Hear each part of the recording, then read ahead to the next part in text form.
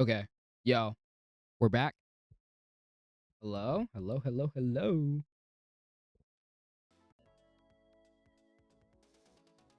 I think we're live. Wait, let me check on my got to a point where it stopped loading on the YouTube. Check on my Twitch. Error loading video data? No, that's not what I was looking at then.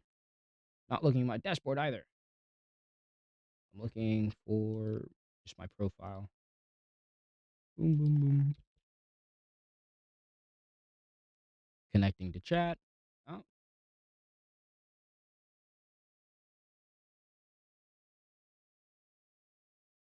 awesome. Okay. So we are chanting in unison is killing me.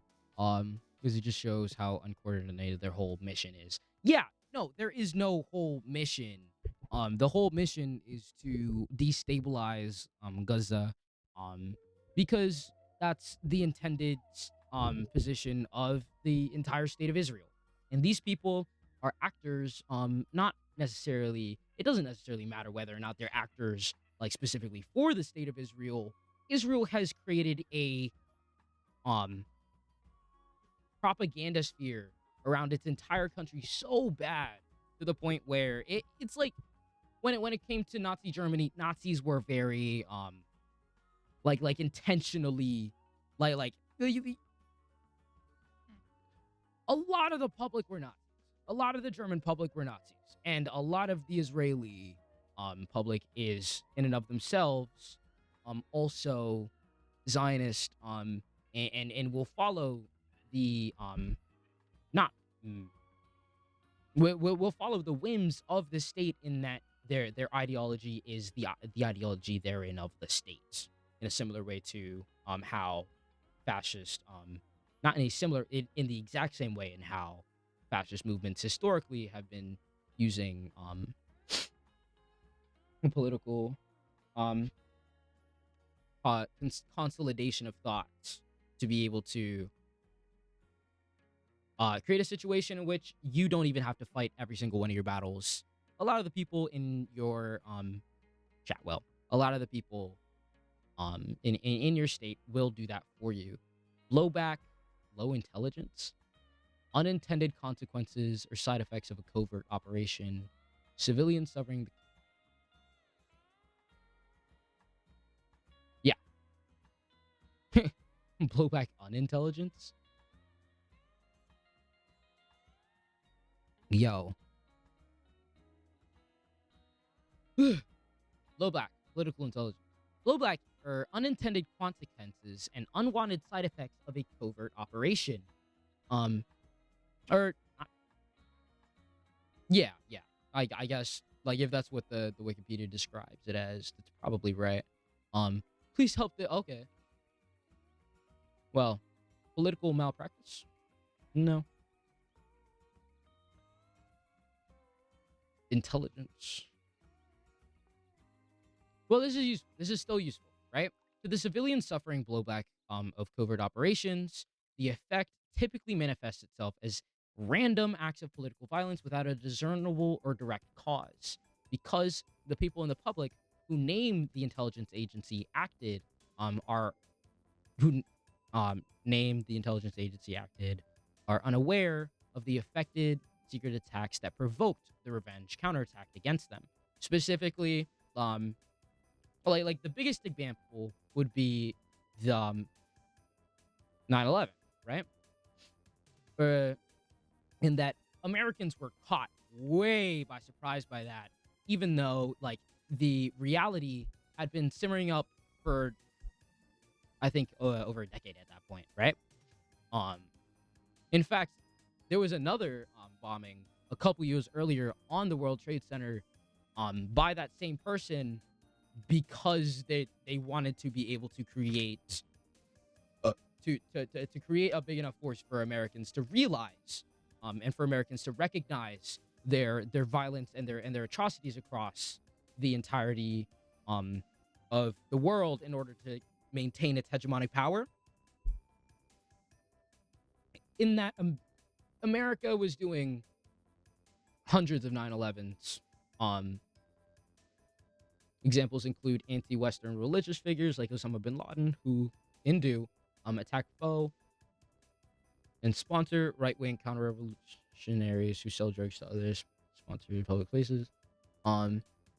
CIA, Contras, and trafficking.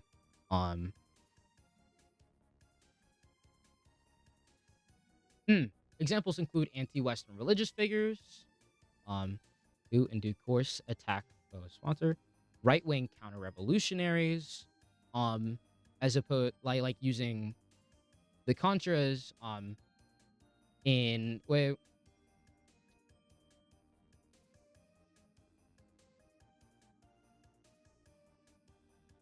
involvement of the Contras and a number of writers have alleged that the U.S. Central Intelligence Agency involved in Nicaragua's Contras cocaine trafficking operations during the 1980s Nicaraguan Civil War, in efforts to finance the Contra group that was to topple the revolutionary Sandinista government. The Sandinista government, is that the government that exists today? I should know these things. My partner is Nicaraguan. Yeah. The Contras and their ability to and their inability to, not ability, in their unwillingness to help like promote the the left wing Sandinista, I think it's liberation theology based kind of like government structure, and so they were like, no, we're gonna sell drugs to mess them up, and to kill American reporters, and banana republics who kill American reporters and all these things.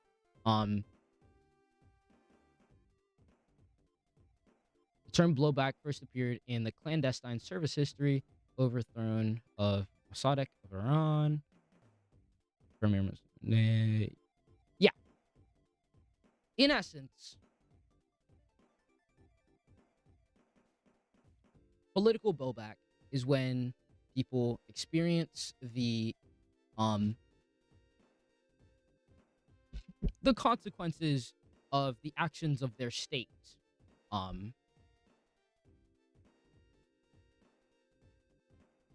And this is very similar to that. Ambitions to govern.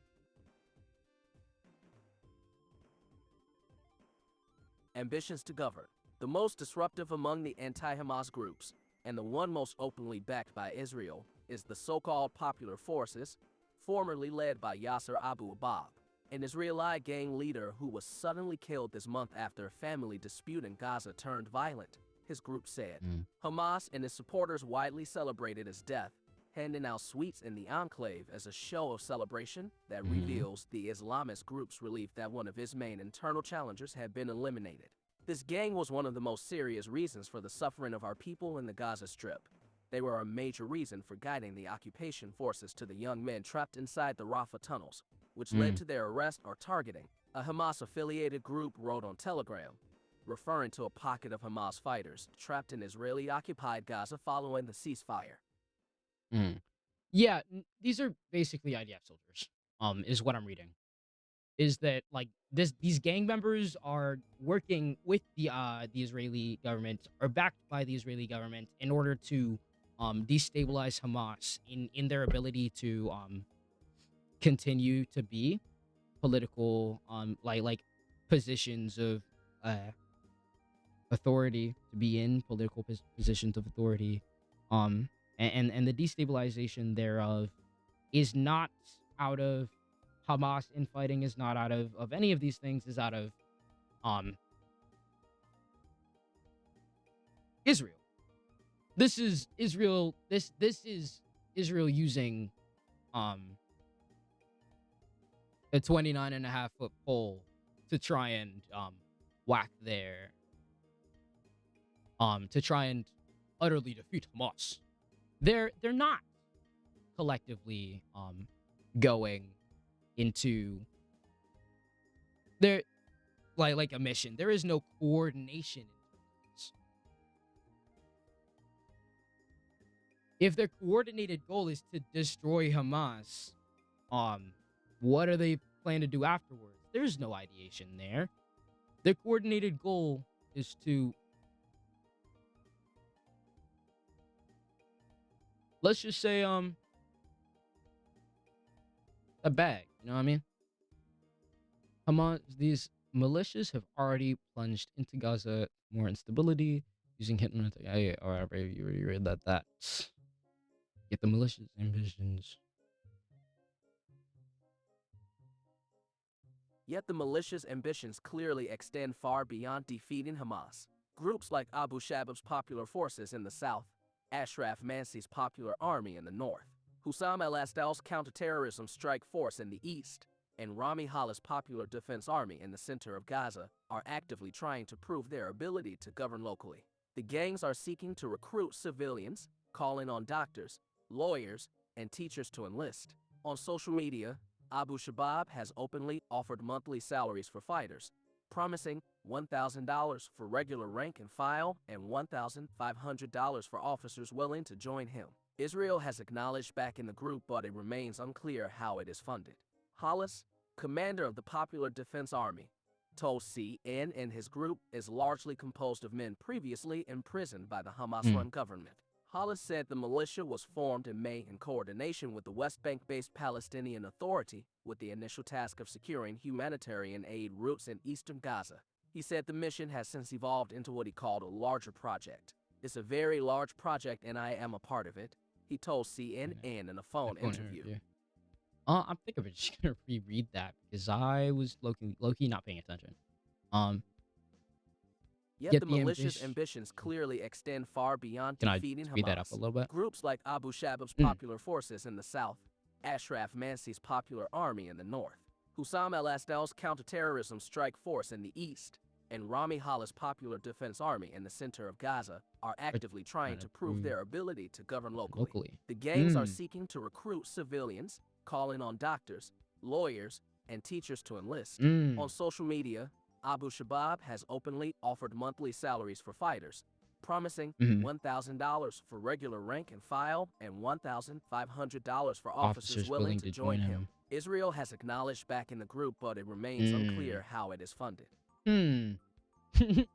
Yeah, that's where like you can like have your disagreements with like Hamas as a political entity. You can have your disagreements with Hamas and their like and the ways that which they choose to resist occupation and things, right? And it's normal for people to say, "Hey, I think that this government is not working for me and I wanted there to be a parallel structure for that." When you recognize that the opposing army who's been actively genociding you for the past 2 years and is now on a ceasefire and is funding these counter-revolutionary movements, these gangs who seek to govern, right? They're gonna govern how Israel wants them to govern, which is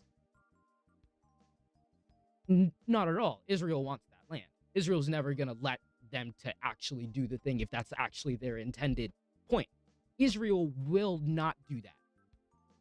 Israel and Palestine cannot coexist in the ways that Israel exists now, in so that Israel is a fascist state which is built on the ideology of protecting its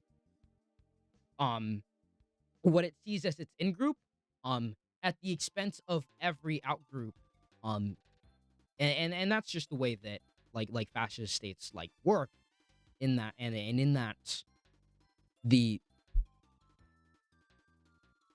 little spot, all that land that which is occupied is, now that it belongs to an out-group, right? It's necessarily, they see it as theirs. They're not gonna let you, but not Hamas work. Duh, you're gonna be the next Hamas. Are you slow? Let's go. Hamas commander of Popular Defense Army told CNN his group is largely composed of men imprisoned by the Hamas-run governments. Said the militia was formed in May in coordination with the West Bank Palestinian Authority, um, with the initial task of securing humanitarian aid routes in eastern Gaza. Noble goal. Noble goal.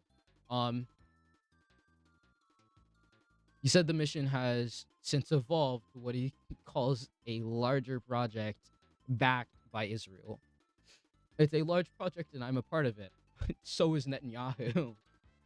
Gaza's day after plan. Jared Kushner, U.S. President Donald Trump's son-in-law and one of the chief architects in the Gaza's day after plan, said that in October, the enclave reconstruction could begin in Hamas-free zones, pointing specifically to Rafah, an area where Abu Shabab operates. The leader of the militias CNN spoke to insists that they are part of the day after in Gaza, although it remains unclear if they will have enough public support to govern if Israel fully withdraws. Our goal will be pivotal. Our role will be pivotal. He said before revealing his plans to renovate a hospital in the area that which he operates from. Good. This is awesome. This is good work, right? Renovation, like actually helping to support the people of Palestine, right? Is unashamedly and like in no way is a thing that I will stand against, right? And if you claim to do that, I will tell you you are doing a good thing if that is what you are doing. But you cannot do that with the backing of Israel. Doing that with the backing of Israel is like, that's like, I'm going to do everything in my power to get into heaven. I'm going to do everything in my power to make sure that everyone around me gets into heaven. And in so doing that, I'm going to make a deal with Satan. Do you trust that he's going to keep his end of the bargain? How? Why? That's like the whole thing. You know what I mean?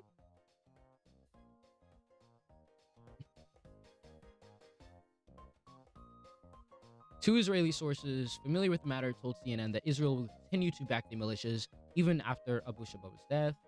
His militia was supposed to be involved in securing the intended reconstruction site of Rafah, one source said. A Gaza expert in the European Council on Foreign Relations said in the militias, alongside their families and a few other vetted Palestinians, would be allowed to live in the Israeli-controlled areas, such as pretend population as a such pretend population. What? Hold on. Just read. May not read all of it. Oh, read that bit in a sec. Mohammed Shahada, a Gaza expert at the European Council on Foreign Relations, said the militias, along with their families and a few other vetted Palestinians, would be allowed to live in the Israeli-controlled areas as a pretend population in a reconstructed Rafah. Eastern Gaza is where reconstruction goes. West Gaza is left in ruins. Both are divided by the yellow line. The twist is nobody really lives in Eastern Gaza, and no one is allowed to live there. So the gangs are now serving a pretend population. He said, it's unclear if Gaza's residents would even consider moving to Israeli-occupied areas. Yeah, Israeli forces have already killed a number of Palestinians who have approached the yellow line. Right. It's strange how people are able to move. If you go close to the yellow line, you're dead. Magdi, a resident of Gaza City, told CNN, only providing his first name to protect his identity. Those who go are considered spies for Israel. There must be an authority that is Palestinian that would tell us to move.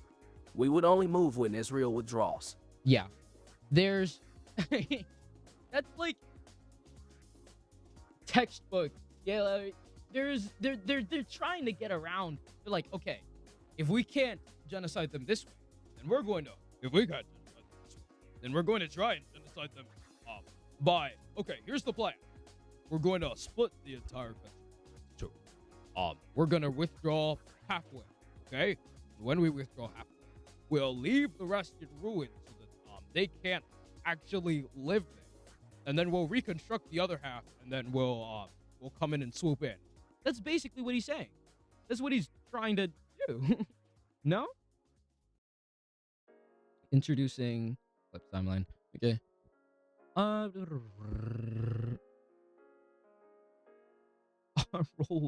They don't want any single Palestinian to live in Palestine.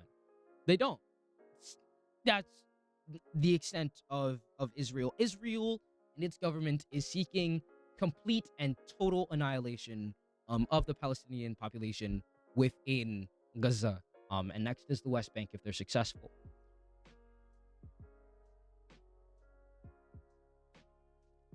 The diplomatic.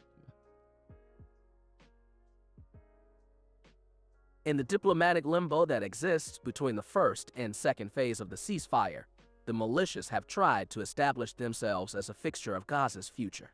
But without a plan for governance, they make the path forward even less clear, carving out their own interests in the war-torn territory still searching for peace. Another Gaza resident, Abu Riyad, said the majority of people in western Gaza would not move into Israeli-controlled territory. Why will we move into these gang-controlled areas? We will be moving towards the unknown. Why 2025 was the year of the naked dress? I do remember that. Why? Not interested in that. Because it's probably gonna show a lot more than I can show on stream. But yeah, American support for Israel drastically declines, and we've seen that. Times of Israel polls. Here we go. This is what I was trying to look at earlier. Awkwardly chanting in unison is killing me because it shows how uncoordinated the whole mission is. I read that earlier, but I think it was because that was when my stream is got cooked. But yeah, no, they don't have a mission. They don't have a mission. And if they think they have a mission, which is to replace Hamas, then they will be in for a rude awakening when Israel inevitably comes in and tries to tell them, hey, yeah, so you remember that you were supposed to be like the position of authority within Gaza? No. Sorry, this is all ours.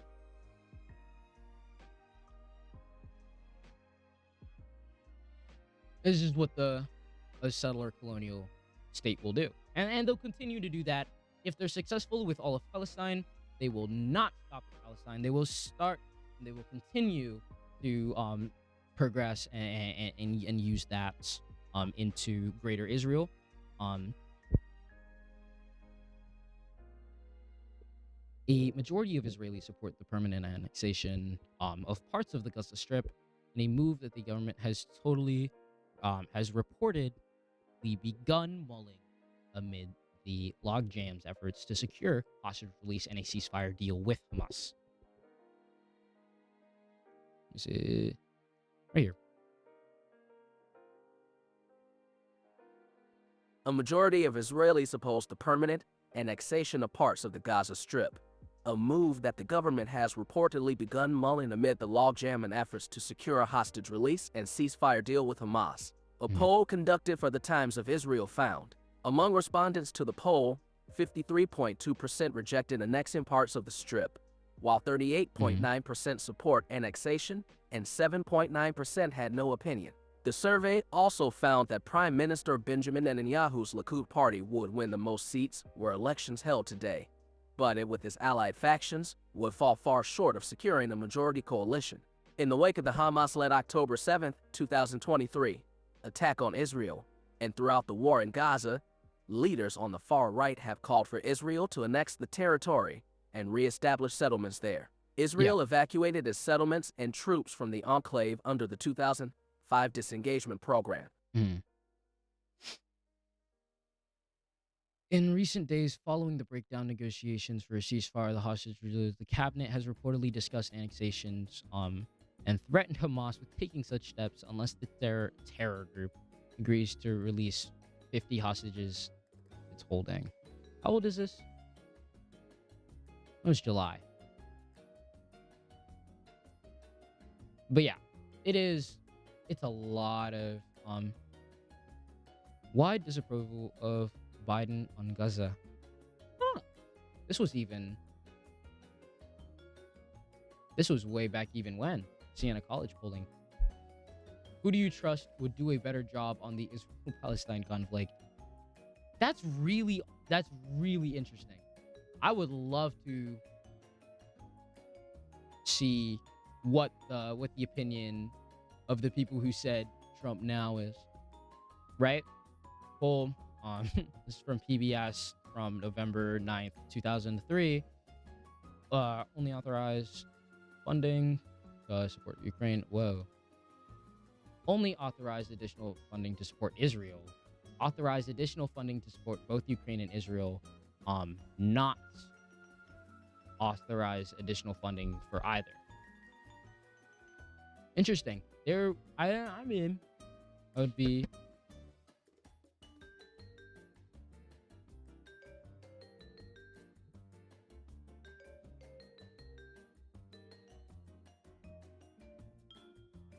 Policy polling.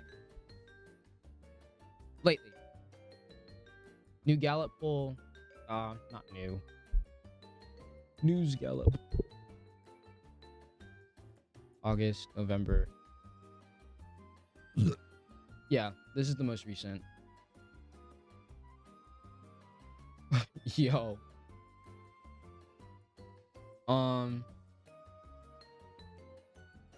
Hello?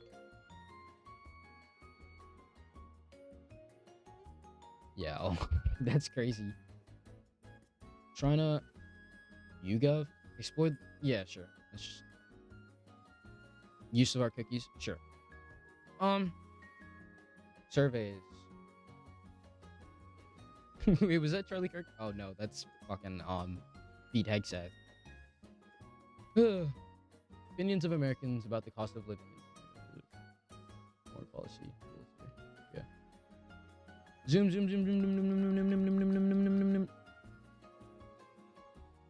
Among the world's countries, would you say the United States is the greatest? That's so wow. December 11th to December 15th, right? Among the world's countries, 27% of respondents, the majority of respondents, almost 30% of Americans still think. I'm gonna tune out so I can get ready for. Yeah. I don't think we should have school tomorrow. But yeah, I'll still be up. I'll chop it up into clips. Thank you for coming in and stopping by. Good night. Do you think the U.S. should take an active part in world affairs or stay out of world affairs? Active part, stay out, not sure. Understandable. I think this one is I'm surprised that one's not higher. Thank you. Enjoy the rest of the stream. Active part, 44%. In general, do you think the U.S. has a responsibility to promote democracy around the world, or is that not a responsibility to have? Has a responsibility. Social Darwinism is still strong. Social Darwinism still goes fucking strong. That's what's his name? What was he talking about? The Asmongold. They have an inferior culture. We have to implement our democracy upon that. It's how are we 50-50 on this? Actively promote democracy around the world. How have we not seen how our democracy around the world looks?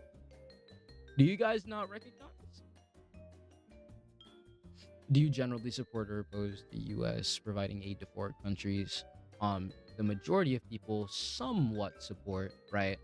I think this is the pro-Ukraine, pro-Palestine group of Americans, which is, I think that's the majority opinion now. Okay. Favorable opinion on the following people. 15% have a favorable opinion. Oh, not favorable. Net favorability, 15%. Mark Carney. Is that the UK? Right? Look up Macron. Oh, it's Canadian. Okay. Emmanuel Macron. Keir Starmer is UK. Okay. Emmanuel Macron.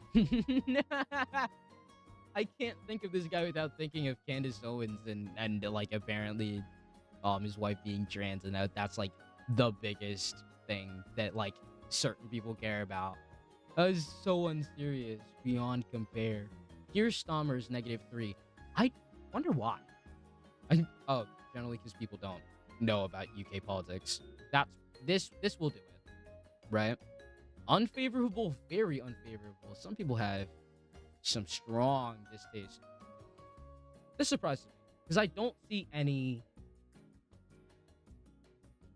anti-Ukraine sentiment in the U.S. We could check. Definitely here. I think there should be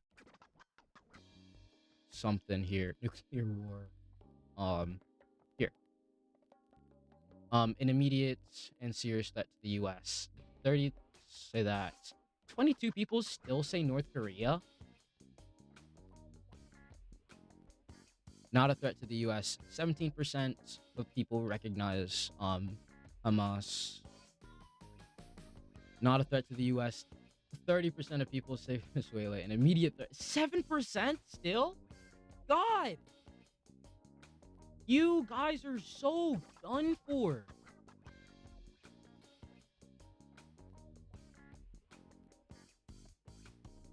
Yeah, I haven't seen. Yeah. There is a very minimal anti-Russia, like position. There's as many people who are pro, like messing with Venezuela and saying like Venezuela is like such a immediate threat to the U.S.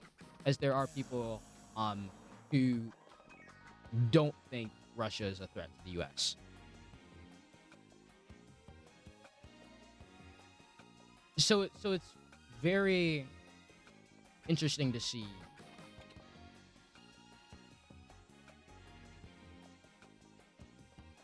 Everybody hates Vladimir Putin, and that's been a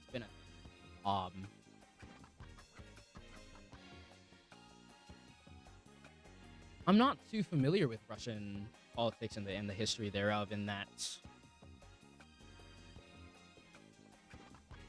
Vladimir Putin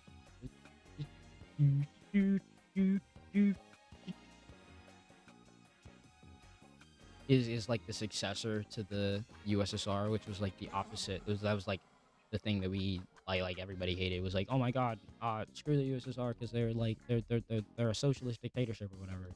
Um, I'm surprised, generally speaking, very unfavorable 33. I'm surprised Netanyahu isn't more unfavorable. Does Israel still have like at least that much of a political like authority in terms of how institutional like the support for it is? NATO NATO favorability. NATO is very high. Which one's the most unfavorable out of these ones? Who? Who? Why is who so unfavorable? Well, it's not the most the most unfavorable would be the ICC, which is interesting. World Trade Organization, I don't care necessarily. I just don't know much about it, and that's not like really where I want to focus my efforts. Who surprises me? You would think who would like be a little bit above. Maybe like I could see the UN, and then who, then maybe the EU, then NATO, right? That's what I would have expected. Apparently. Do you think the US should remain in NATO? 57%. Yeah. That's understandable that people are going to say that. An attack on one NATO member is considered an attack on any other. There's solidarity in that, but NATO is just like the US. Basically, this is Um, if you guys are aligned with me, then I'll protect you. And aligning with you means aligning with capital interests, that which America has been very, very, very intentionally pulling away from worker rights and that into creating a profit first society. And in the pressures of building that, we've extended and removed rail guards up to the point to where which we are now. Um, and NATO is no separation from that.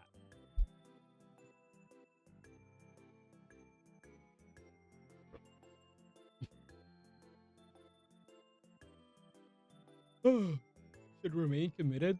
64. Not sure. That's my camp. Among the world's countries, say the U.S. military is among the strongest. Yeah. The weakest, 0%. Yeah, among the weakest, 1%. Wow. Who? Who is saying that? Where have you been? How often do you think the U.S. should use military force? Sometimes, rarely, never, not sure. Often is 8%. God, who are these 8%? Watch out for them. Do you think the U.S. foreign policy interventions could more often improve or worsen situations in these countries? 17% say improve. 43%, no, 40% say worsen. Neither worsen nor improve, then what are you doing there? What the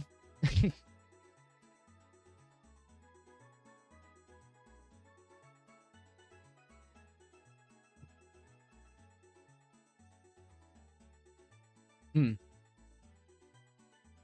I'm not sure. Maybe it's a bit of both. Compared to 5 years ago, would you say there's a greater chance or a lesser chance of a world war or a nuclear war? 50% greater chance of a nuclear war checks out. We're feeling it a bit of a stakes, right? I don't necessarily see that happening within the next 5 years. And compared to 5 years ago, there's a slightly greater chance. How do you think? Because in terms of conflicts, the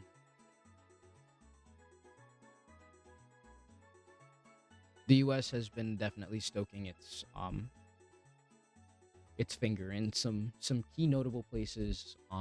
Venezuela, Iran, and that are very pushing in that direction. And but I don't know if China's willing to break its trade deals in order to do anything with it. I don't think it is.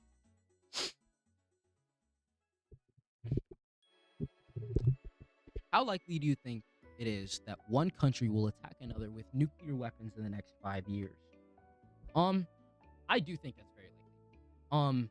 I don't know if it's I don't think it's gonna be like an atomic. I don't know if it's gonna be a hydrogen, right? But tactical nukes are very, very. I think Israel would probably be one of the first countries to be able to do that, simply because the relationship that Israel has to the U.S. is that Israel is the playground for that which the U.S. gets to operate, and for how which the U.S. gets to operate, in addition to being an unsinkable aircraft carrier in the Middle East. In addition to being a place where America has like a position of authority because it has a strategical not just ally but almost like proxy state in the region.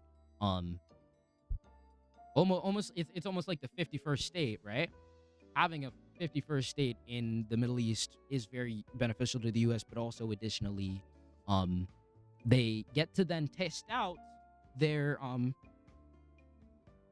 Palestine is the blueprint for the rest of the world, and how to suppress, right? And we can actively see that in that our American cops are being trained with IDF techniques. The technique that killed George Floyd was developed in Palestine, was developed by the IDF.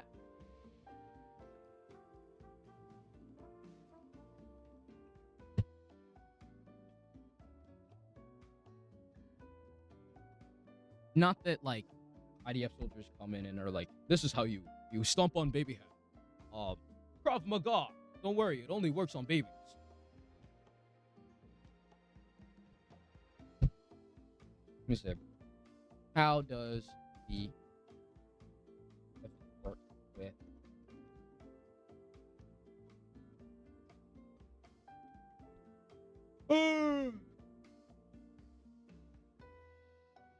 how does the IDF work with American police? IDF militarized American policing. The transnational training operation between the... Okay. Miraculous medal to Immaculate Mary.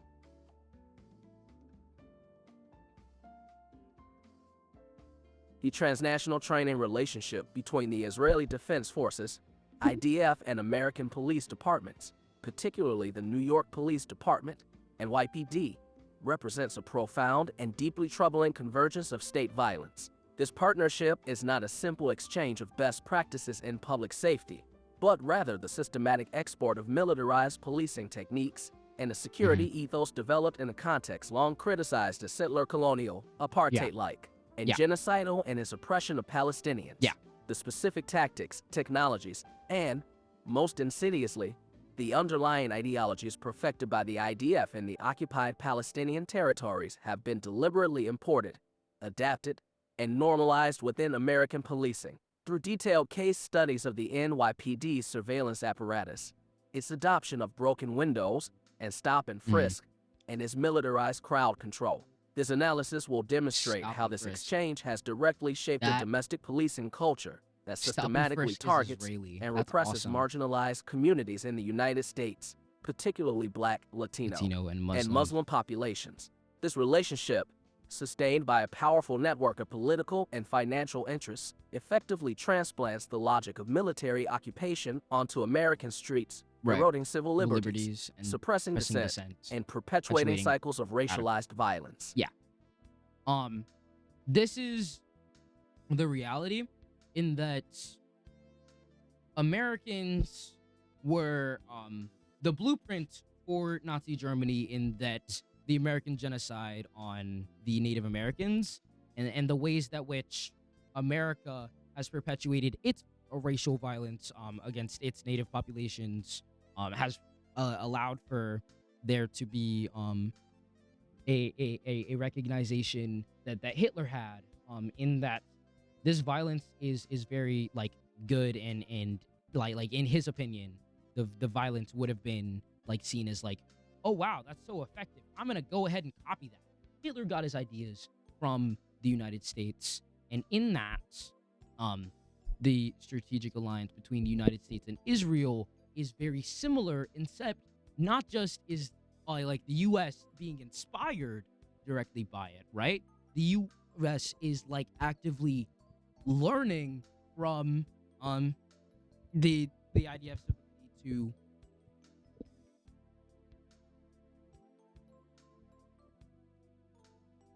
kind of just like test the water, you know what I mean?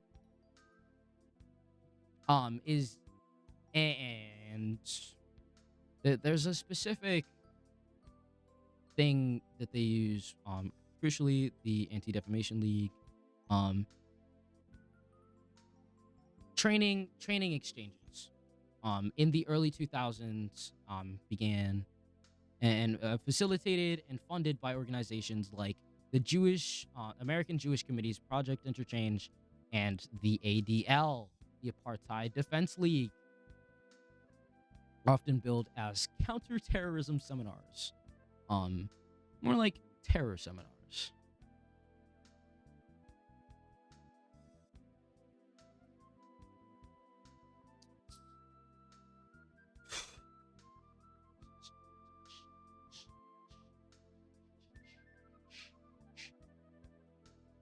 How serious do you think the following pose to the U.S.? Yeah. Hezbollah.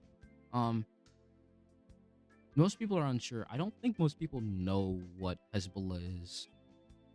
Hezbollah is the resistance movement in Lebanon, and and the ways that Israel has not Lebanon, Yemen, right? Hezbollah operates in Yemen.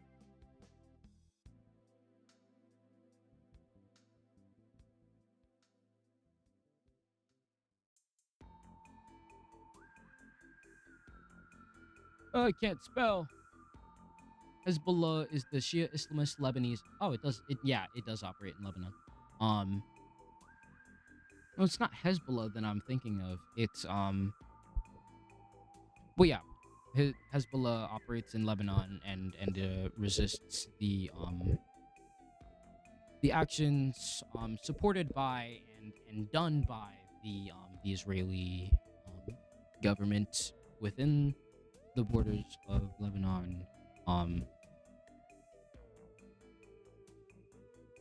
How often does the following goal justify U.S. military interventions? Responding to acts of aggression.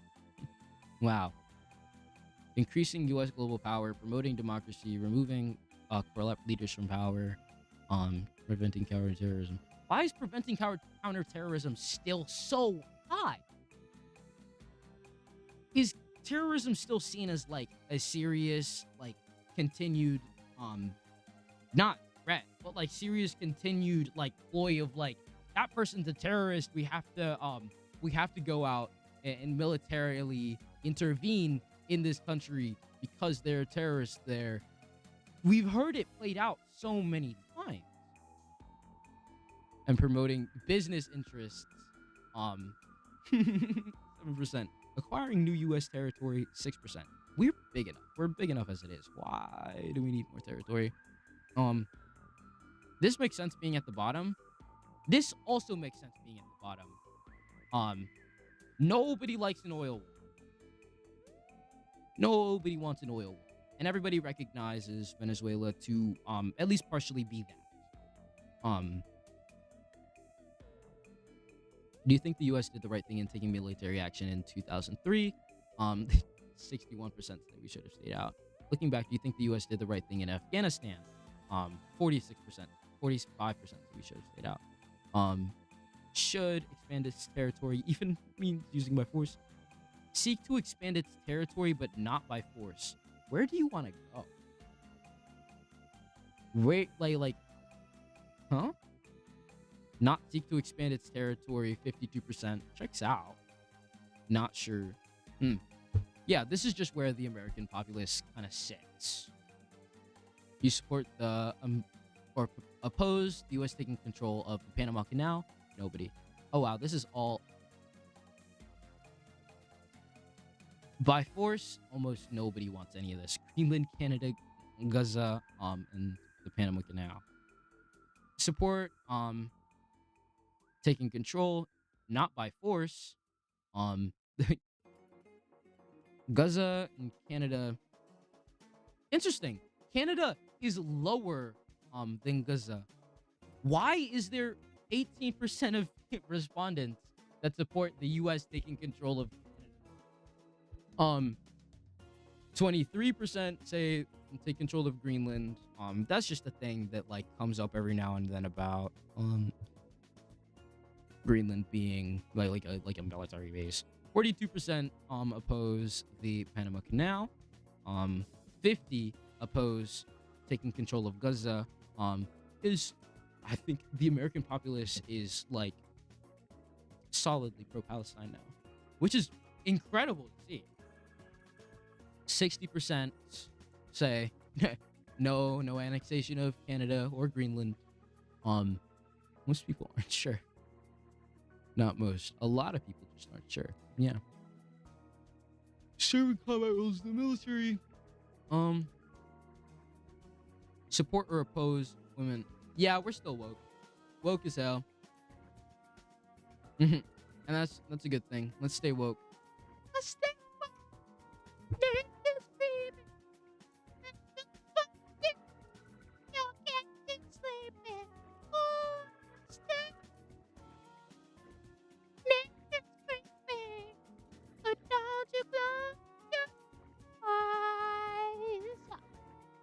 Sorry. I love that song. In the Israeli-Palestinian conflict, your sympathies are more with the Israelis, about equal. The Palestinians, not sure. Not sure is gonna always be at the bottom. In the Israeli-Palestinian conflict, your sympathies are more with interesting. Yeah. About the majority of Americans are pro. Actually, no. The majority of Americans, described by this, are still pro-Israel. But it's about half. In terms of where this is going. This is like we're split into four main groups. I don't know enough to say anything. Then I support Palestine, I support Israel. It's like, guys, let's just not kill anyone. Which is a good I think that's a good principle. I agree with that principle actually. You know who doesn't agree with that principle? The ones who initiated violent conflicts in 1948 with the Nakba and the unspoken horrors that have been experienced since and from then by the hands of the Israeli government. And in that, the response is going to be violent. Naturally, the response is going to be violent. The response to violence naturally is usually going to be violence. Violence is the taking of another's agency. In that the ability to have agency when you have none, means that one of the only ways you're going to be able to get that without being given it directly, without being given it back, is by taking it back. And that's going to look very, very violent. It's the concept of blowback, right? Whether it's right or wrong, is up for an individual to decide, but it's completely legal, according to international law. Armed resistance of occupied territories and of occupied peoples is completely legal according to international law. Increasing military aid to Israel. $4 billion more dollars to Israel now. Maintain the same amount of aid to Israel is still the majority position. Decrease military aid to Israel. Stop sending all military aid to Israel. That makes sense. This I would have thought this would be the majority position, even if it was by like 1 percentage point or whatever. That's wild. It also depends on who was polled, right? Are you in favor of increasing the humanitarian aid to the Palestinians? It's 7%. That is the majority. This is definitely expected. What you see here, right, is the dichotomy that we have. Stop all humanitarian aid to the Palestinians, still 13%. The fact that that's not single-digit numbers is scary. Decreasing aid to the Palestinians, that's just cruel. Maintaining the same amount of aid. I mean, it's not a lot that we're Um, and increasing. Yeah. This makes sense that this is the majority position in that humans are innately social, and when they see violence done onto other humans, um, in such brutal, violent, unjustifiable ways, they're gonna be like, "Yo, no, let's let's help these people," because that's all we're seeing on our TikTok pages. That's all we're seeing on our Twitter feeds is the reality that people are being harmed again and again and again and again and again and continue to be harmed. Um, and can and we let our tax dollars go to it, right? And in that, this is the people who see that and say, I don't want to be contributing to that, right? As well as the people who see that and say, I want to help them, right? Because not everyone's going to be able to call their own government out at fault for facilitating the genocide. The genocide against the Palestinians is not the genocide in Gaza against the Palestinians is not just an Israeli genocide. It is an Israeli and American genocide. Do you think the Israeli government is right or wrong to allow Israel settlements to be built in the West Bank? Yeah, no settler colony should continue to exist at all. I think if you're gonna live somewhere, just live there. Don't turn it into you can have like enclaves in terms of like this is just like where like within America, there's a huge like Kenyan community where I live because that's just where we ended up being because it's where a lot of us ended up being, right? And in that we hang together and we experience the Kenyan American culture, that which we share, but that's not a settlement. That is not stealing land from people whom which around you have existed there and like maybe even wants you to like be like a part of said like communities, a part of like I said broader culture, and continue to practice your own like practices and whatnot, right? That is the concept of a melting pot, is to be able to or the concept of a tossed salad is to be able to have like a multicultural society while also allowing there to be like a shared general like ideation of what like a certain like group of people. It's like when you have a tossed salad, your culture becomes principles, right? American culture is freedom. You know what I mean? Um, and every tossed salad turns into a melting pot. Every melting pot turns into um every melting pot gets poured into other salads, and then those salads get tossed and turned into other things. That's just like the nature of culture, is that a culture will arise from the synchronization of specific cultures and distinct cultures, and those cultures will grow in anew and recombine and recontextualize and reshape with other cultures. That's not what settler colonialism is. And creating settlements in the West Bank is removing. Settler colonialism is inherently anti-nativist, and that very very very very very easily pushes into genocide, in that we want your territory, and then people are going to resist, and so you're going to end up being a lot more violent in your seizure of said land. 42% say that the U.S. government should recognize Palestine as a Palestinian state.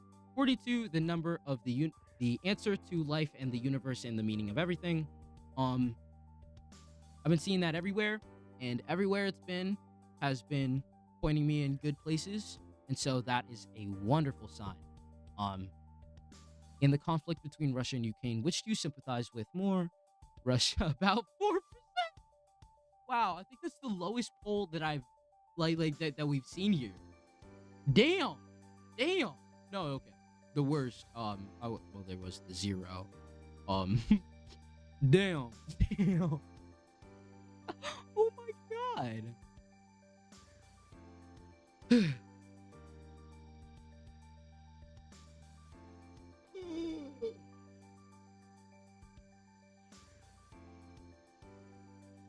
Hmm.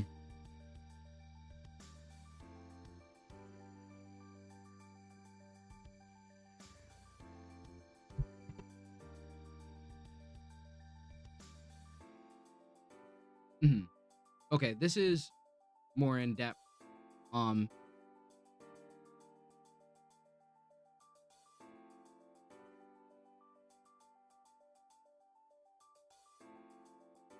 okay, we could then check out.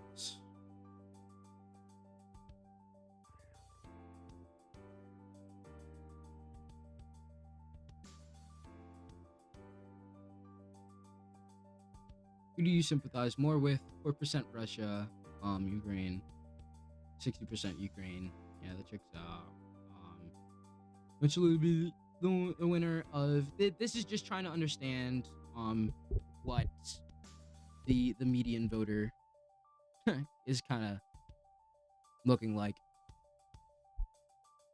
Do you favor the U.S. increasing aid to Ukraine?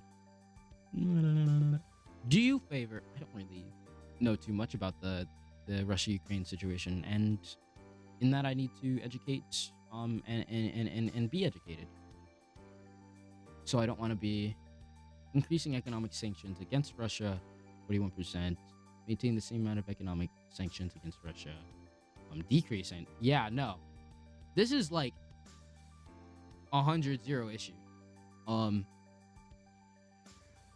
Basically, in America, anyone says they stand with Russia is like gonna be ostracized.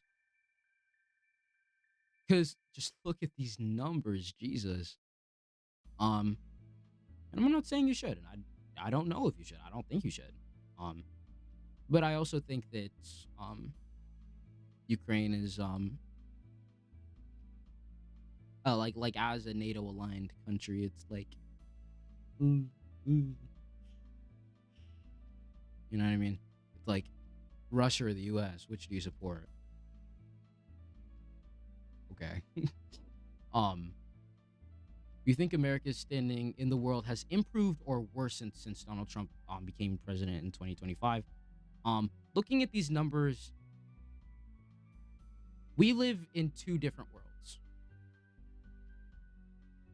The majority of people um recognize that Trump is not a very popular figure.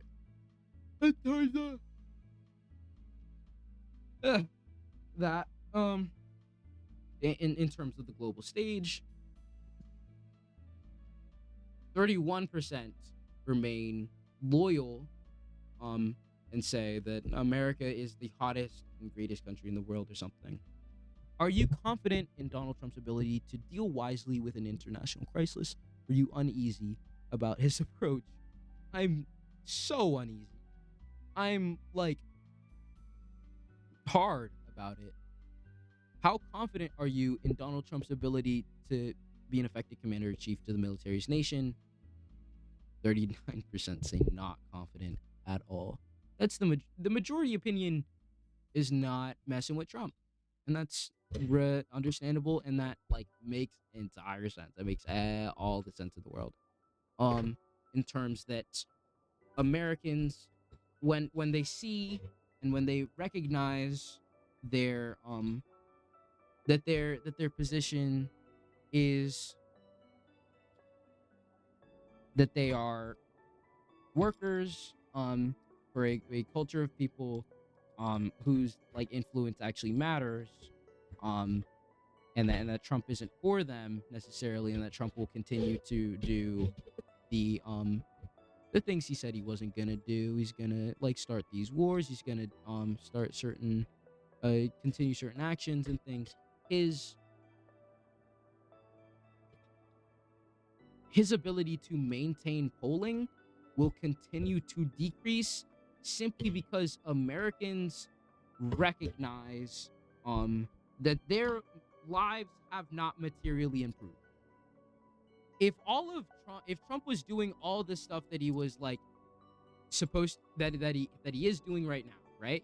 And continued to do them into like a long time into the future, um but also was like actively trying to create economic opportunities for people in terms of creating like federal jobs programs, if you were to do another New Deal, and it was specifically for like white Americans, um he would not lose as much of the popularity that he has been seeing, in that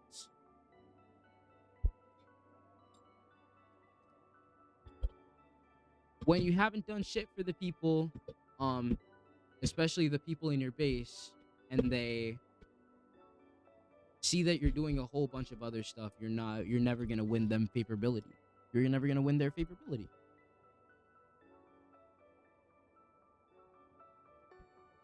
How likely do you think it is that Donald Trump will get us into a war? A lot of people are saying that we are already at war with Venezuela, in that we have been like seizing votes and stuff. And we actually just had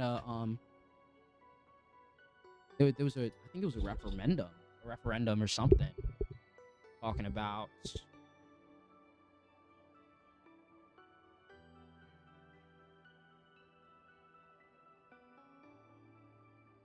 war with Venezuela.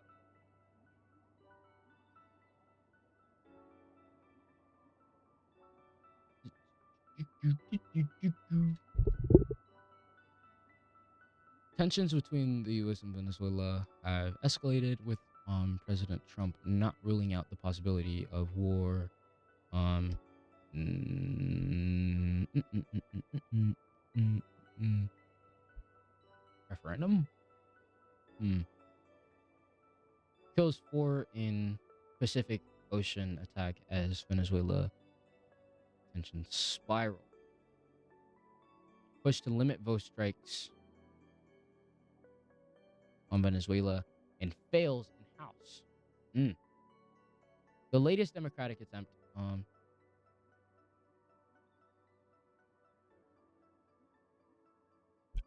What?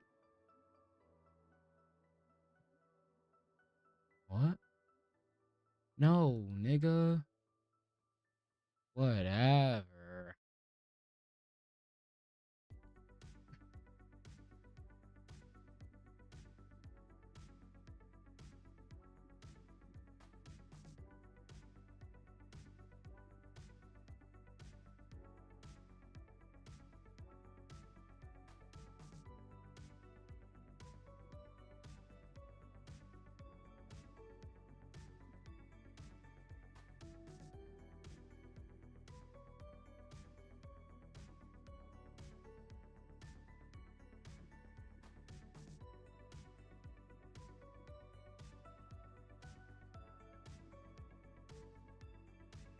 All right.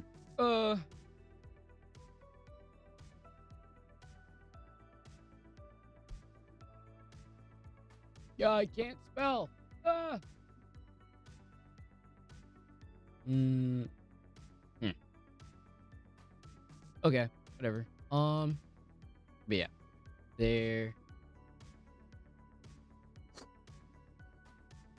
How likely do you think it is that Trump will get us into a war? Most people see that, and he very much was the anti-war candidate, which was so crazy to see, like happening live during his friggin' campaign, because Harris and her dumbass can't run a campaign to save her goddamn life, saying that we're gonna have the most lethal fighting force in the entire world.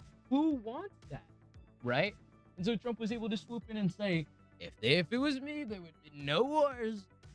Never started a war. There were no new wars under me, and there will be no new wars under me again. Never, never in the world has there ever been a war when I've had any power. Yeah, no, it's disgusting. As far as you know, Donald Trump issued any military orders that are illegal? I'm sure he has, but I'm gonna say not sure for me. Selected from YouGov's opt-in panel to be representatives of adult U.S. citizens.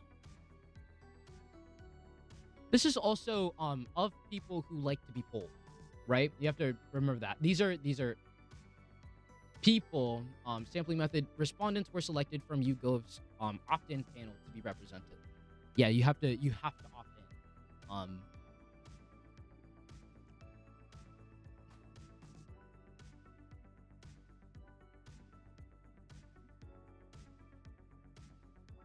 Wait. Let me look at the government spending. National defense.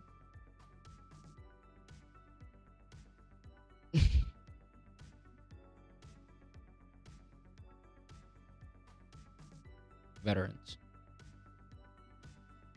National defense. Foreign aid. Vladimir Zelensky. Okay. Unfavorable. In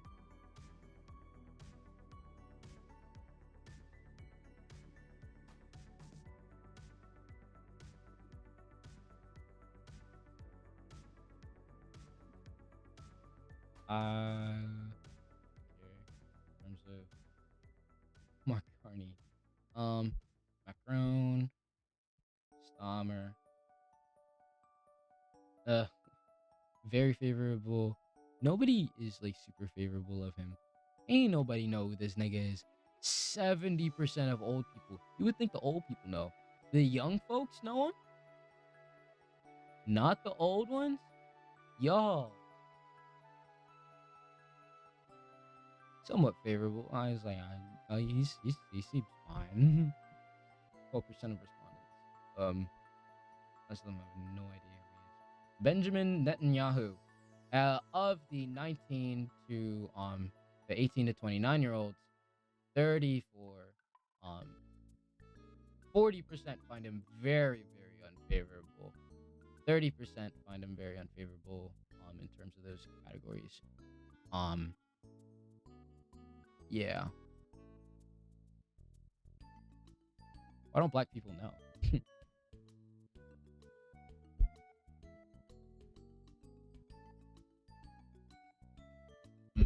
Income. This is gonna be also interesting. Unfavorability. Dems hate him. Reps don't hate him as much. 13% find him very unfavorable. 34%. Wow. Oh my god. I think that's the only category that he's actually positive in is Republicans. Wait. Yeah. Oh my god. Oh no, never mind. Yeah, no. Is Republicans and Trump voters. Oh my god. Totals 101%. What?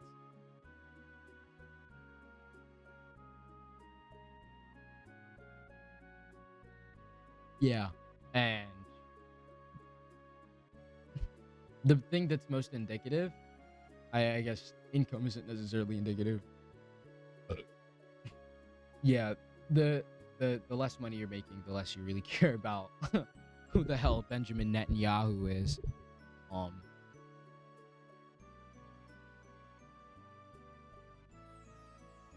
And the more money you're making, you're gonna be more in terms of unfavorability there. Yeah. Northeast doesn't hate him as much as the Midwest or the West. Interesting.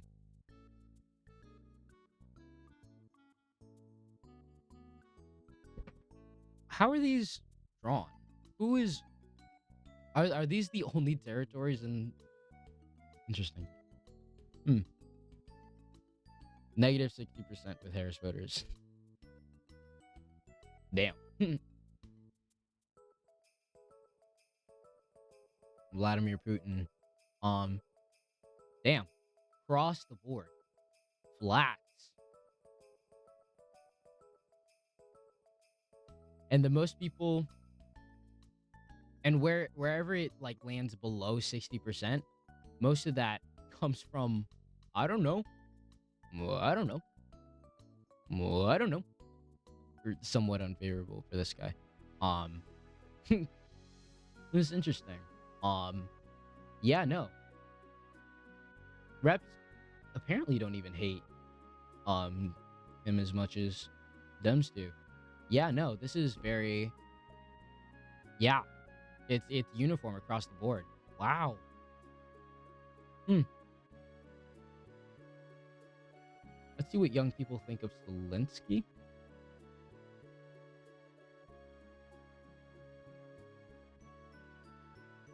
Five percent are the least favorable to Zelensky, and the most favorable to Zelensky are the 65-year-olds and further. And also, just generally speaking, household incomes.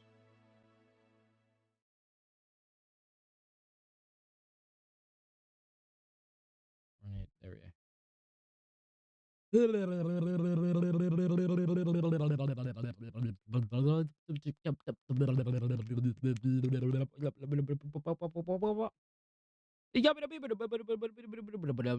I'm a scat man. Skibidi bidi yum did it do. Yum did it do. Skibidi bidi yum did it do. Yum did it do. 14%.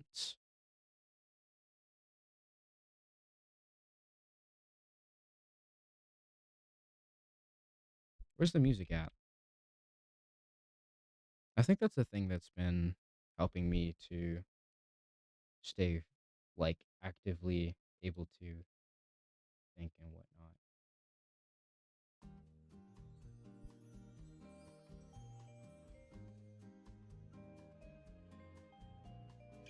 14% of yeah. When it comes to whoever's making less is gonna generally care less. Net favorability 0 for Mark Carney is damn near nobody knows, especially the young folk.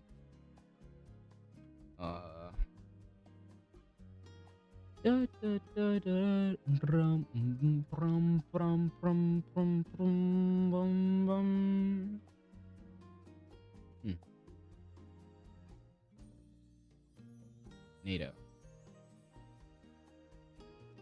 Oh, niggas love NATO. Why do black folk love NATO? Yeah, rich folk like NATO. Dems like NATO. Yeah.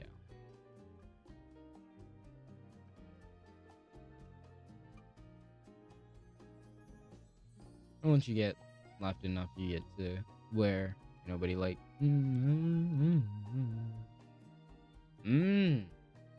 Yeah, that's where who gets most of its unfavorability is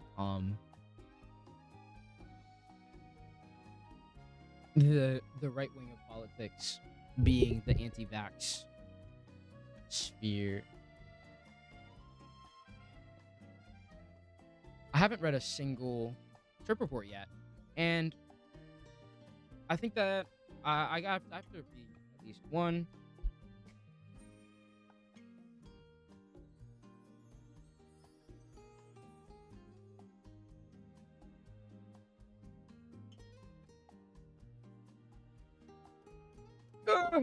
Or else the title is inaccurate.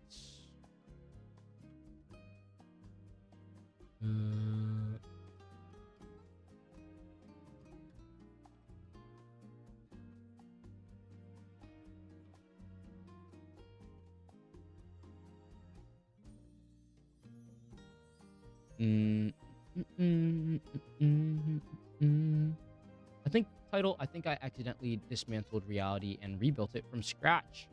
Oh, this is perfect. Psilocybin. Brief reintroduction. I'm gonna say I do not explicitly support any sort of spiritual malpractice, and I also don't support any sort of legal malpractice in terms of don't do stupid stuff. Can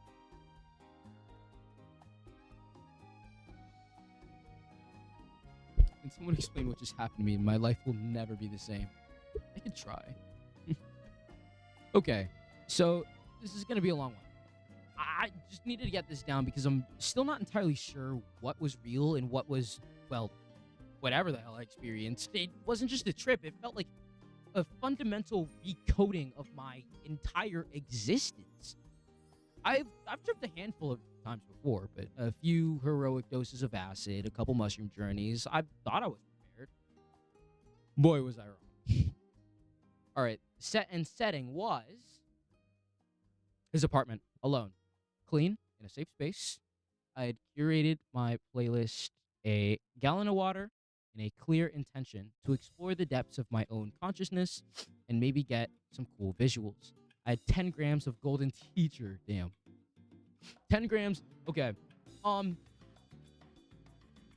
Also, 3 grams can get you talking to like entities, depending on your person, depending on like the reality that which you are amenable to experiencing from this. Like a lot of the time the mushroom picks your dose, right?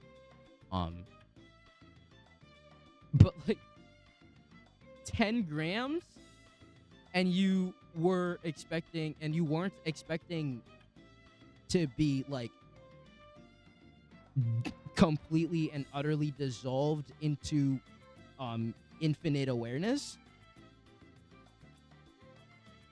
You're going to start you're gonna tweak. Not like tweak, but like you're gonna get like you're not gonna be exploring this realm. You're gonna be exploring entire other spiritual worlds for thousands of years, probably, off of 10 grams of literally anything. 10 grams of literally anything in terms of psilocybin. Because psilocybin is, again,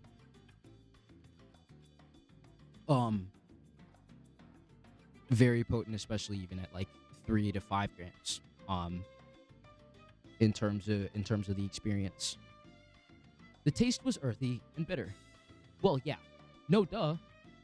Especially eating 10 grams of that. You're chewing up like crazy.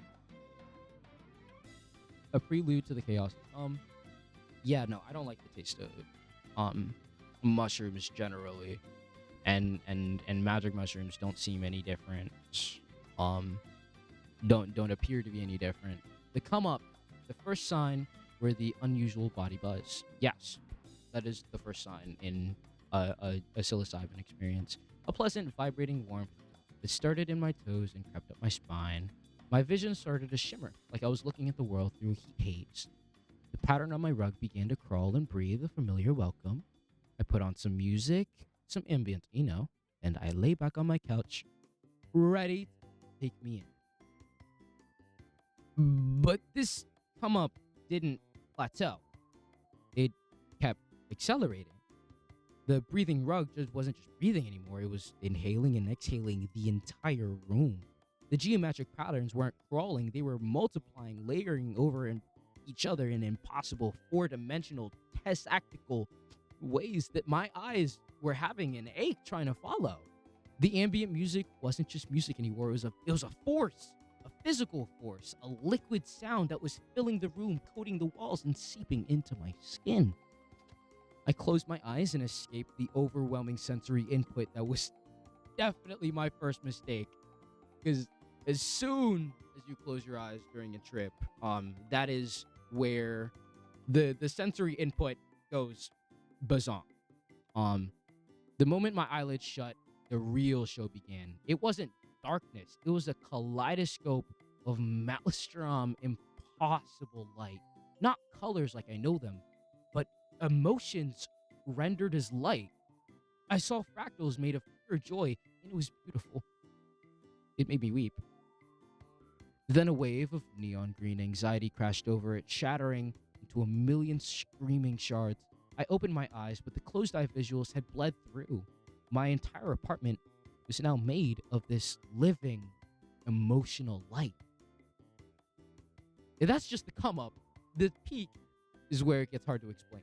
Words feel like blunt, clumsy tools for describing what happened. I was no longer a person in an apartment. I was a single point of awareness, adrift in an infinite self-aware geometric machine. The walls dissolved, the walls of the self.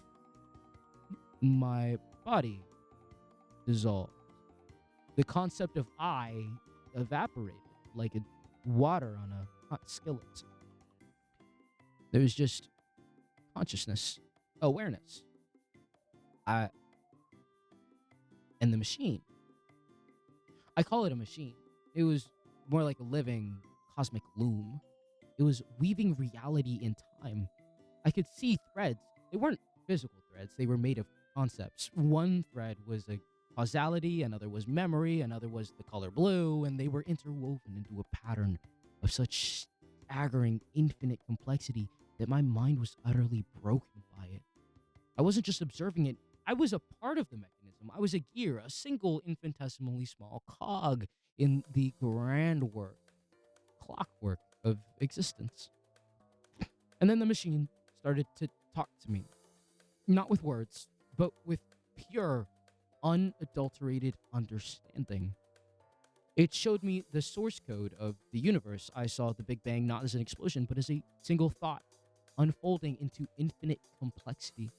I saw the birth and death of galaxies as a single rhythmic pulse. I saw my own life from birth to this very moment as a single unbroken line of code, the predictable and utterly insignificant in the grand scheme.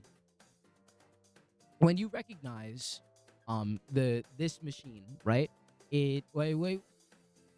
What are we looking at when we look at reality? What are we experiencing, right? What we're experiencing is a system of systems, right? What we're experiencing is how thoughts interact with each other to create realities. In terms of if you experience a dream, your experience of the dream is the thoughts and emotions and connections and the relationship between certain ideas, right? And the more that these ideas build on top of each other, the higher the complexity can grow. In the same way that you have, let's say, a game called like Infinite Craft, right?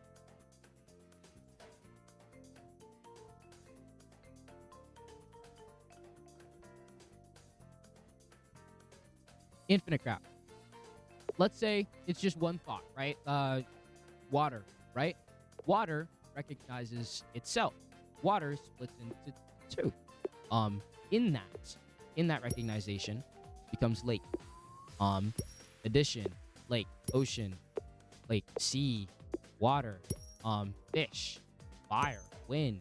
You add these concepts together, you get more concepts, and you're able to build concepts. You're able to attach them in such a way that you can be able to have ideas that aren't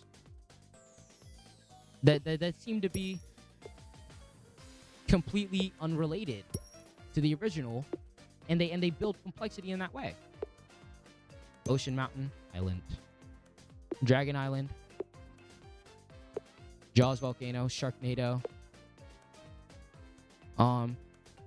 We'll go wind, fire, smoke and wind, cloud and wind, storm and wind, tornado, Sharknado.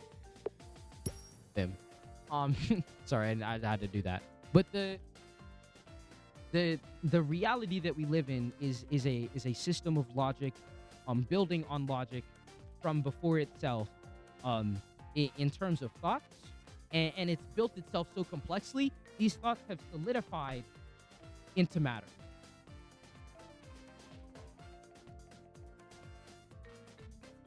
A cosmic womb, a cosmic loom that is built of itself. I talk about this concept a lot. You have two, like tanks, right? You have a potential tank. You have a tank of potential realities that could exist, right? This is everything, right? And then you have a tank filled with nothing. You have a tank that is empty, right? A tank that is filled with the actual lived experiences, the experiences that have been, right? And in between those two tanks, you have a valve. You have a pipe. And this pipe represents the point of awareness, that point of consciousness that allows these potential realities to become real, right? And the more that like this potential reality is like filled into that one, it kind of feeds back into itself in terms of that. Your experience of reality is the experience of potentials coming into the existent, the present, and going into the past, the post-existent, right? And in that, the experiences and the thoughts that enter and that are experienced are made and are experienced in that they are experienced with the thoughts that are nearby to them, right? If you think of the color blue, right, you're going to think of, like, let's say the color teal next, then the color green, then the color maybe like a barf yellow, and then you go to a yellow, right, or something like that. It's a logic that flows in that there is another layer, there's another dimension of it. It comes at it from all directions. It's not just two tanks.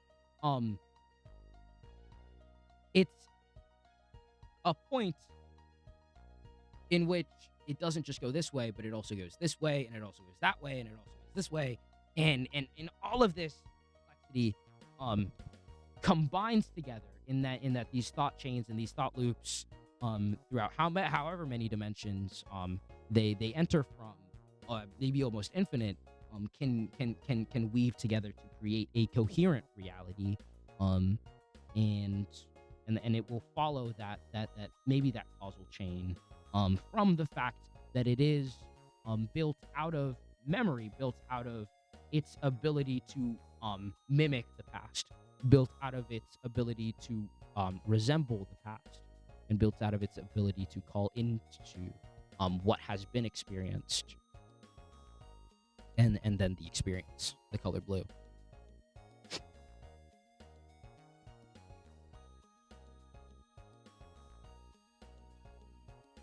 The visuals were beyond insane. Imagine every single thing you can see, every object, every person, every speck of dust is actually a complex of vibrating mandala made of living crystalline light. Now, imagine every single one of those mandalas is also a doorway to another, even more complex reality. Every speck of dust. And you're looking at all of them through at once. You're looking through all of them at once. My field of vision was an infinite regress of realities within realities, each one more entrancing and mind-blowing than the last. I saw gods made of pure mathematics, entities communicated by creating and destroying entire universes in the blink of an eye. They weren't malevolent or benevolent, they simply were, in the same way that a rock or a star simply is. I try to hold the same piece of humanity. I try to hold on to some piece of humanity. I try to remember my name, my family, my life. But every time I grasped for a memory, the machine would deconstruct it. I'd see my mother's face, and it would unravel into a billion shimmering fibers of light. And I'd see the genetic code that formed her, and the quantum particles that formed the code, and the fundamental law that governs the particles, and so on, until the concept of mother was just an abstract, meaningless pattern in a cosmic data stream. It was terrifying. I was being unmade. The turn, the rebuilding. Ego death, right? The idea that like the stories and the memories that we experience and all that. And even like the narrative that this is following a causal pattern, and all that starts to fall apart. Starts to see that, like, again, all of this kind of just is, right? All of these are just abstractions. All of these are just patterns, right? Life as a human being is, at the end of the day, a chemical reaction. And awareness thinks that it is the living thing, and it thinks that it is the chemical reaction, but it's not.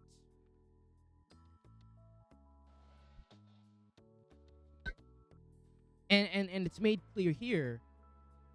The concept of I was being unmade. The concept of his mother was his or her, their mother was being unmade, right? Their lived experiences, their selfhood is being killed, in replace of the recognition that all that exists necessarily is the awareness, that underpins every single experience. The turn, rebuilding. Just when I thought I shattered into oblivion, a shift occurred. The deconstruction stopped, and the reconstruction began.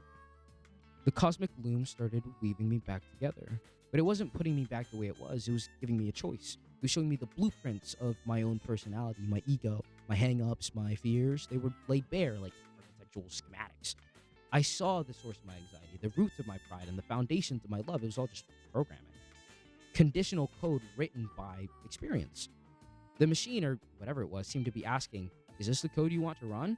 And with a wave of pure intentioned will, I started to edit it. I can't explain how. It was a thought process. It was a creative act. I stripped away layers of petty insecurity, resolved old traumas, watched them resolved into harmless, neutral energy, reinforced parts of myself that were built on love and compassion, and the architecture of building simultaneously. As I rebuilt myself, the world around me rebuilt it too. The infinite, terrifying geometries began to simplify, resolve back into recognizable shapes. But they weren't the same. The light in my room still had a faint, otherworldly shimmer to it. The wood grain on my table still flowed like a river of solid gold. Everything felt new, pristine, like I was seeing the world for a first time, without a filter of my own bullshit. Then I came down. Slowly, I started to feel my body again, my fingers, my toes, the weight of my physical form, a strange, heavy sensation after being a disembodied point of awareness. The music came back to focus, and it was the most beautiful thing I'd ever heard. I could feel every note, every vibration, not in my ears, but in my soul. I stumbled into the bathroom and looked in the mirror. It was me, but it wasn't. My eyes were vast cosmic pools, swirling with the remnants of the geometries I just witnessed. I saw not just my face, but the faces of my ancestors and of my future descendants, all laid in a shimmering, ethereal vision.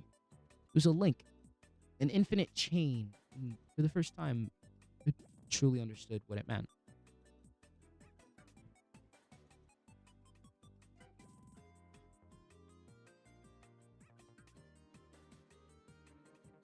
I am that.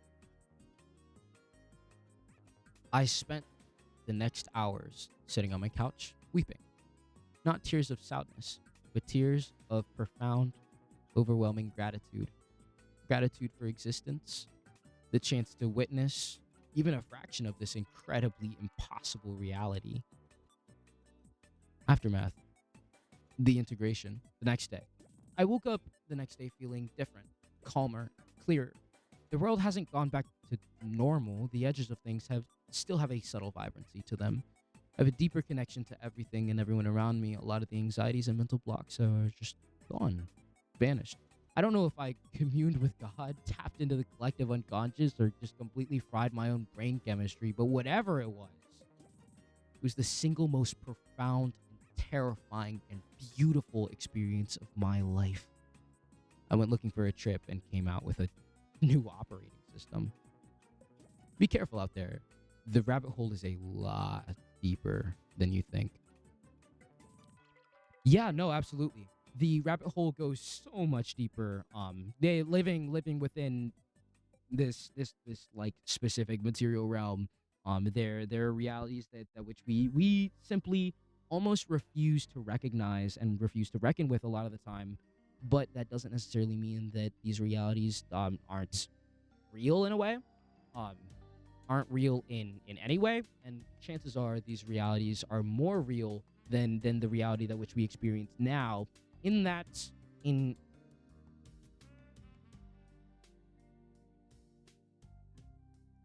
I couldn't explain that to you. You would have to experience it and tell me, like for yourself, whether or not that's an experience that which you could tell, um, which feels more real, this one or that one. Um, Conditional code written by my experience, and I will say this again and again and again and again and again. Where's my found my mic stand? I will say this again and again and again and again. We exist here as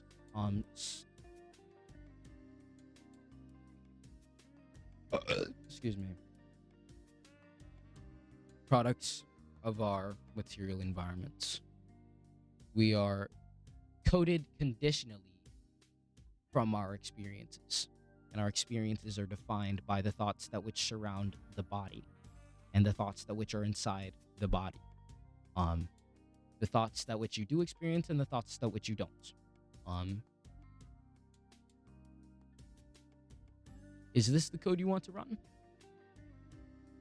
This is not an impossible process to be done on where from the perspective of a human being who has never tripped.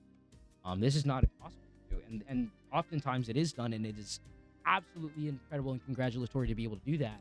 Is to be able to not maybe like let me for lack of a better way of describing it, edit your source code, right? Um, in that adjusting your material reality, as in the understandings and the thoughts that which you experience as well, will affect your personhood, your life, your reality, right? In the same way that if you were to simply not like change anything about like what you know or whatever, and just like put you in a spot where are there's like community or whatever, like anybody who's like, you'll say, oh yeah, I was racist until I went to college, you know what I mean? In the same way, certain revelations, certain experiences can create a context of thoughts that can adjust the code to be able to create a more um, compassionate, loving part of yourself.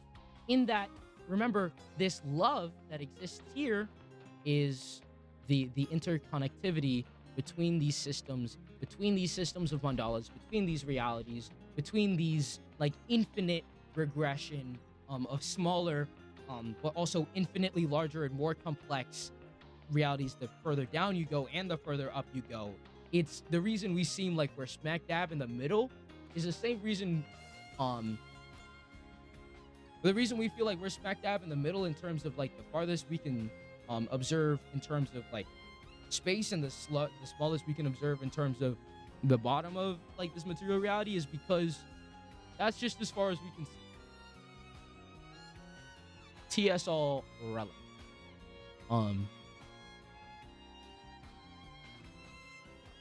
So not only do we need to recultivate our material conditions in terms of like as a collective, and there are ways in which you can do that as an individual, although it is harder, especially without like deep intended practice such as meditation, such as journaling, such as like reflections such as understanding the self, um, such as psychedelia, even, um, as with um approval of your doctor and with medical supervision, um, these things can absolutely be incredibly healing, um, and I think it's indicative that their healing continues, and is perpetuated. I think it's indicative of the healing that which will come to us as a greater society, in terms of the mass adoption of the ability to perceive the self and the ability to perceive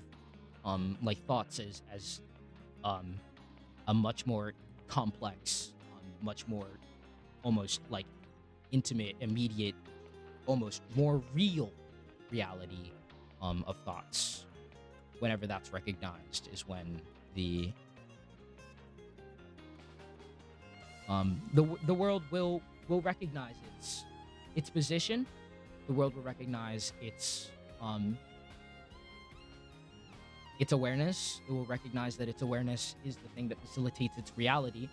They will recognize that the reality that which they were participating in such a dogmatic fashion, as in to be the only reality, simply wasn't the case.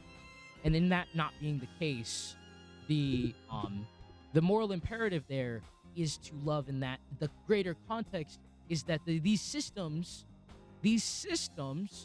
only are able to perpetuate and grow and reshape themselves into each other because of their ability to hold together, and because of their ability to be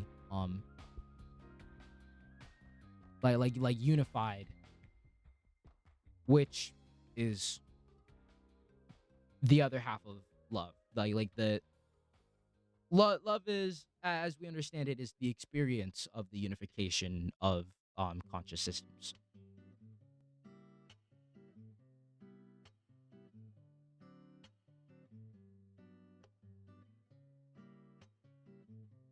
We're the method in which the universe experiences reunion.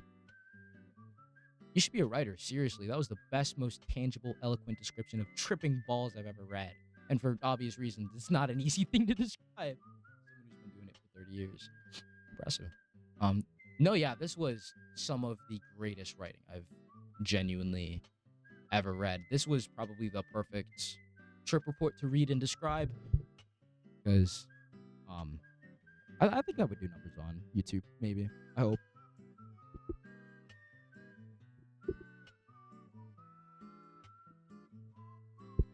Oh, and that's what Harper was talking about. Harper O'Connor was talking about making, like, chopping up clips on TikTok about like whatever I'm doing in terms of live streams. I would like take a clip and then I'd record like a pre-context. Is like, hey, this is what I was up to. If you want to come check me out, hit me up on my live. This is the information that I want to share. And also, never be afraid to go out and click on my link tree to reach out to my friends Abdullah Kareem and Nas. I think that's where I'm gonna head out today. I think I'm good. I'm gonna upload this VOD to YouTube, but I will also be cutting it up into longer clips.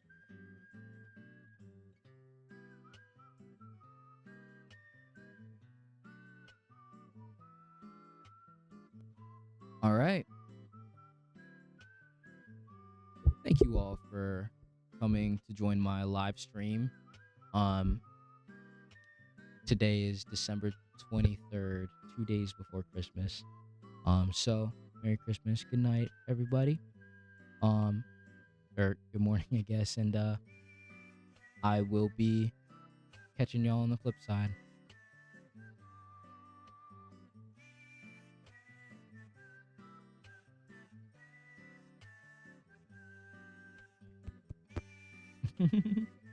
Why do I have USB microphone in the blackout one?